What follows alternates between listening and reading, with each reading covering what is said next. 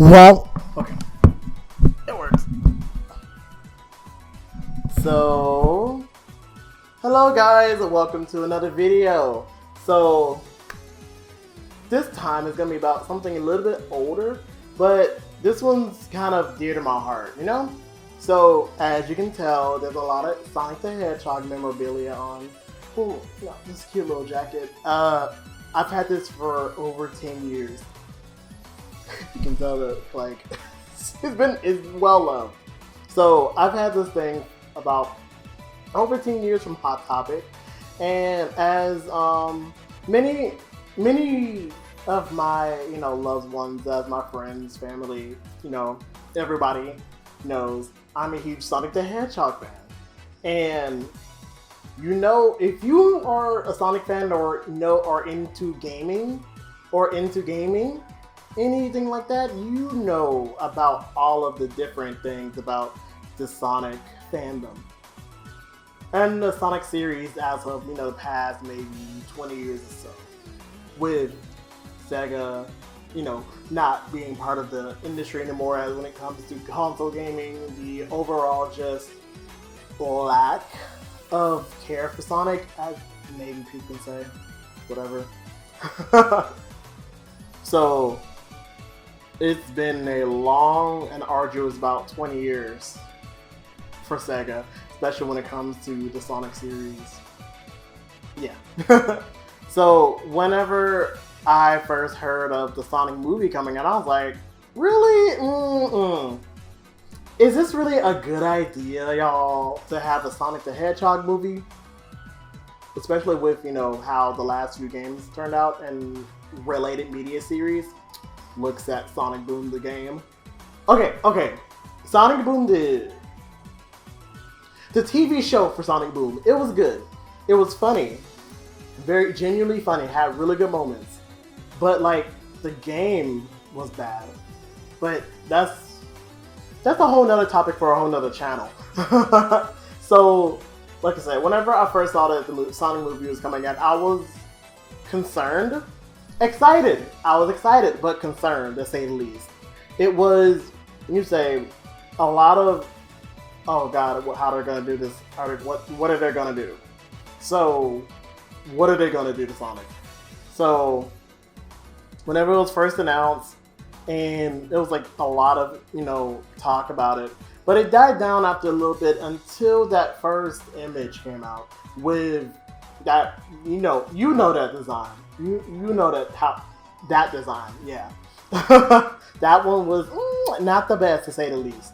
So, the internet collectively came together and bullied Paramount into basically redesigning Sonic. And yeah, so with that was something that was wild. Never seen the internet do that before. Probably won't be the last time. But fast forward to the trailer, it was really cool. I was excited for it.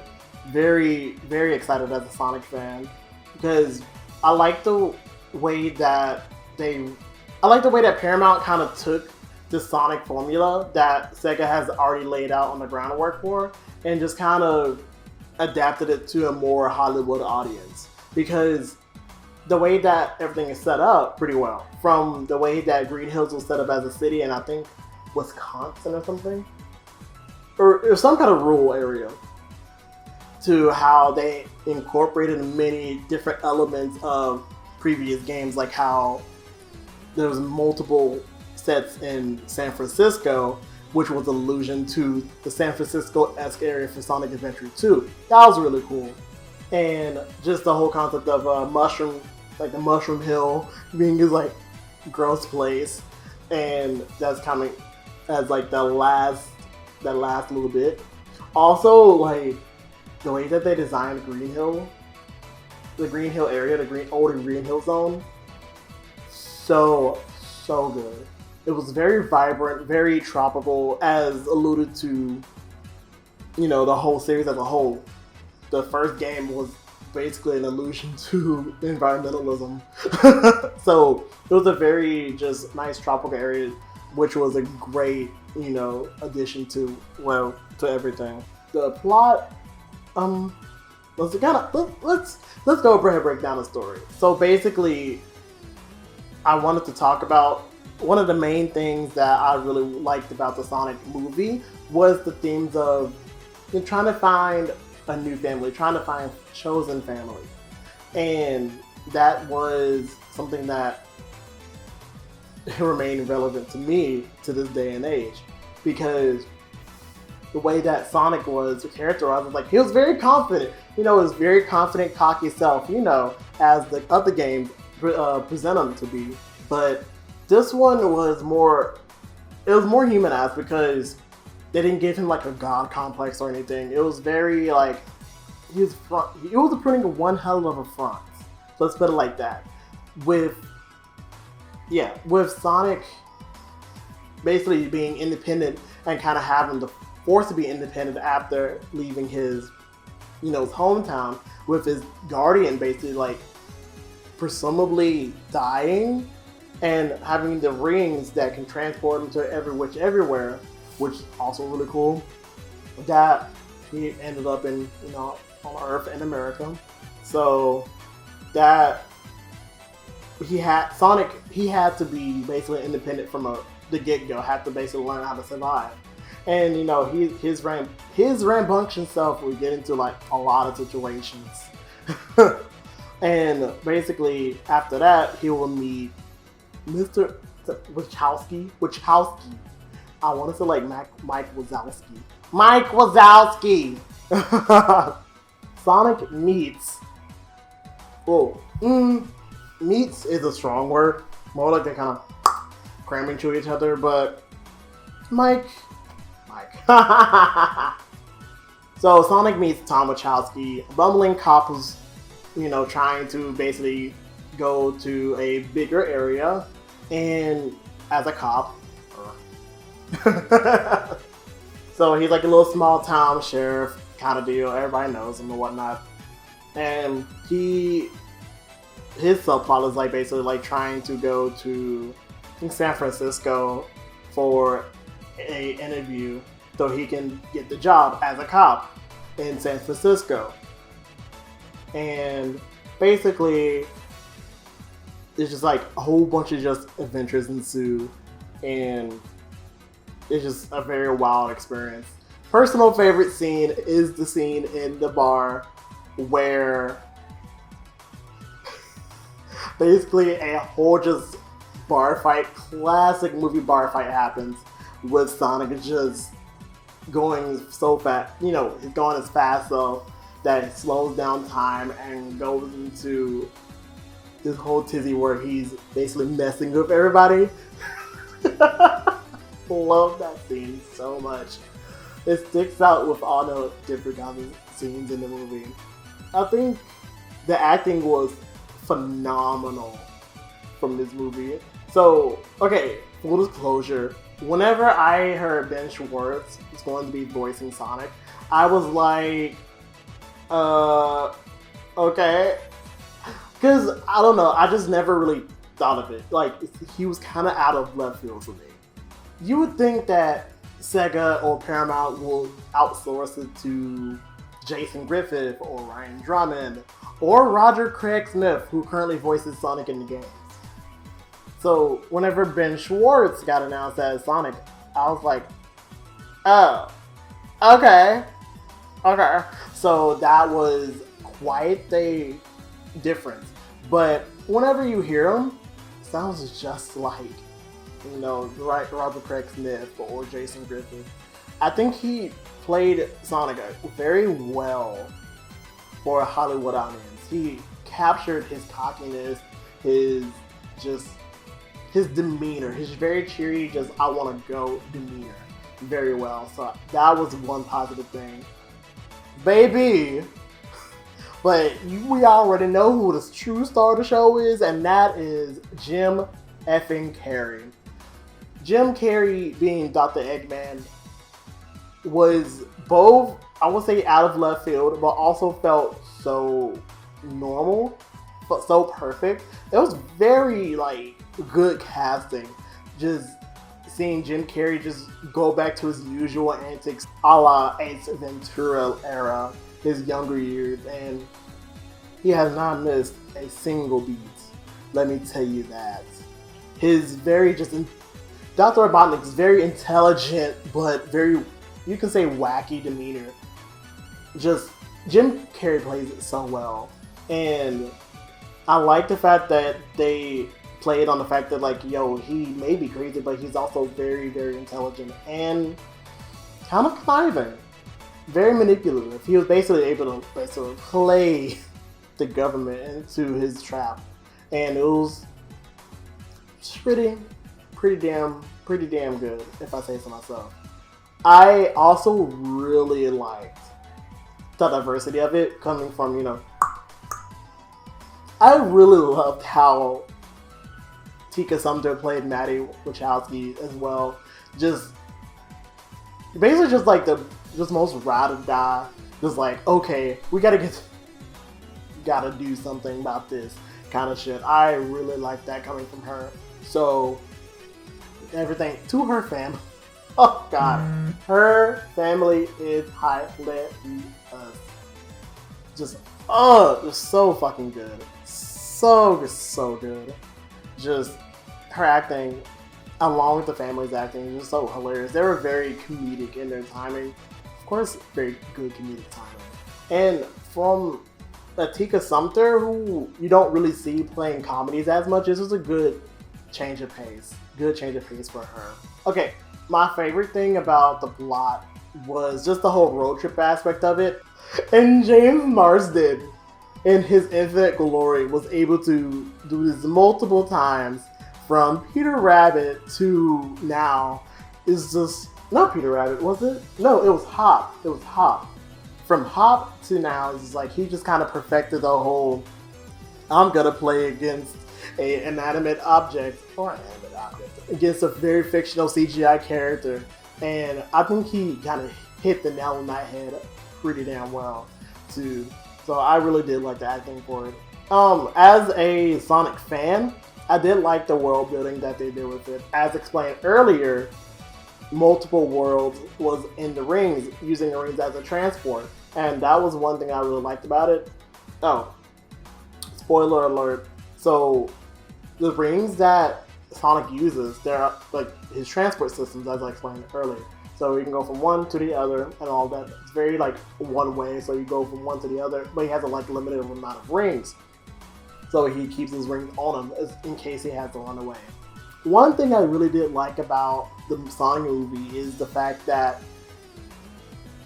it's the themes of, like I said earlier, chosen family and being together and just trying to, find your tribe and whatnot.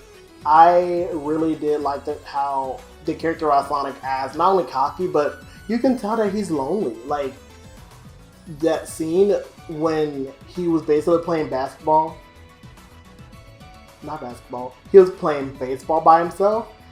When you look at it from a lens of like, oh, he's lonely. He was like doing this all by himself. It's very, I'm not going to say sad, but it's like sad. It's just, you can tell that he's basically just been trying to be by himself the whole time. And sometimes when you're by yourself, you can't really, handle it.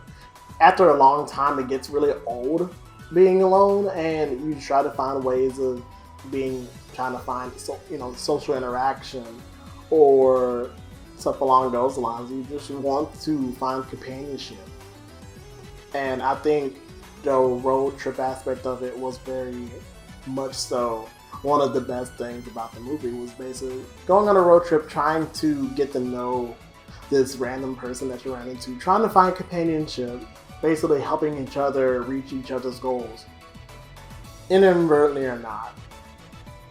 I like that a lot. One thing that I realized was very Hollywood, very, very ultimately Hollywood, was product placement. We all saw that Olive Garden product placement just placed at the very end of the movie. Just obviously placed. It's like, oh, you got a gift card to Olive Garden. From the government, mind you. They got this from the government. And I'm like, come on now, y'all are the government. Well, I guess you can say the government was pretty being cheap on that one, as you know, as characterized by other forms of media and in real life. The government is very cheap. So getting a whole, I think, $25 gift card to Olive Garden was very just on brand for the government. So I was like, okay, I get it, whatever. So that was an interesting part of it. So, what I also liked about when it comes to the media at large at its current state, you can say that the Sonic series the Sonic movie in particular, is one of the most highly grossed movies of the year last year. But it also stands as the last movie to be released in theaters prior to the pandemic. One of the last major movies to be released prior to shutdown. So with shutdown being a thing, it automatically gets kind of placed in people's heads. And that's why I feel like there's much more prevalence when it comes to the Sonic movie rather than what it would be if it wasn't just, it was just released, then the world went on about its way, prior, no pandemic at all. Because as it stands, it's a nice little popcorn movie. It was a very nice, family film. It was kind of sort of a love letter to, Sonic fans. It was also a nice little way to get new fans in. And plus, it's Hollywood. They're gonna, take liberties. It was a nice adaptation of the source material for, a mainstream audience. It was kind of not to say a blip. It would have been more of a blip if it wasn't for the fact that the pandemic kind of, placed it in people's heads. It's oh, this was the last movie to be released in theaters prior to it.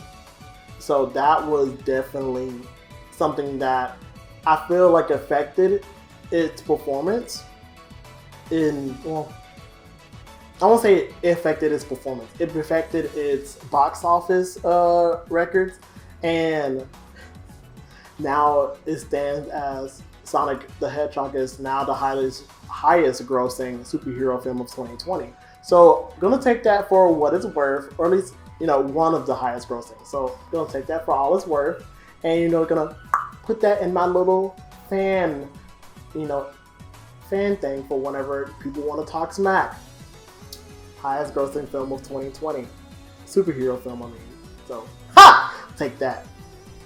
So other than that, they were just it warmed my heart. The movie just warmed my heart just so much as a whole. And I honestly would not have it any other way.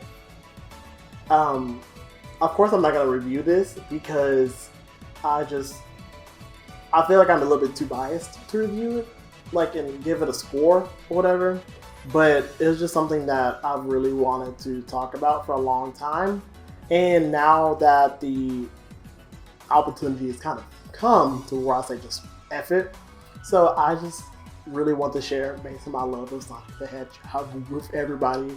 And I hope, other people will take the time to, watch the movie and kind of experience how I feel as a fan and or a non-fan. I think it was a cute movie. I think it was a very good representation of Sonic when it comes to Hollywood, and as someone who wants to get into Hollywood, I just think it was a really good adaptation of a video game character. And I can talk about video game adaptations all day long, but I feel like this is one of the better ones. And I think the Sonic the Hedgehog movie it kickstarted a trend of video game movies that I feel like have gotten better as time went on. There's more care taken to use the source material, actually studying the source material, and to adapt it for the Hollywood audience. But I think one thing I'm gonna say is like I am not sure how true that actually is, considering like because there's Mortal Kombat. There's Mortal Kombat that was released this year, but I don't know. It was very mixed reviews, and there is more reviews that are mixed to positive of the Sonic movie than the Mortal Kombat movie. But it's also two different genres of film and two different genres of video game too. So kind of take that for what you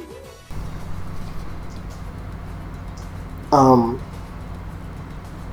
I think other than that, I, I think there's a Mario movie coming out from Illumination, the studio that does, the Minion studio. So I think that, let's see how that goes. And I think the whole Sonic series has benefited, and I think will continue to benefit from this Hollywood adaptation of the Sonic series. So I am just very hyped for Sonic 2, which has more elements from based off the plot synopsis that got leaked from the Sonic series, from Sonic 3, kind of, but it kind of has more SA2 elements to it, which you will see when the movie comes out. Just has like little elements of like, Easter eggs from Sonic 2, Sonic Adventure 2, and other series, which I'm just over the moon about. I'm just so happy to see this, just like a nice little positive reception to Sonic and the new generation of fans. It warms my heart as an old school Sonic fan. I'm just very happy for it. So that has been another review, and there's gonna be more coming.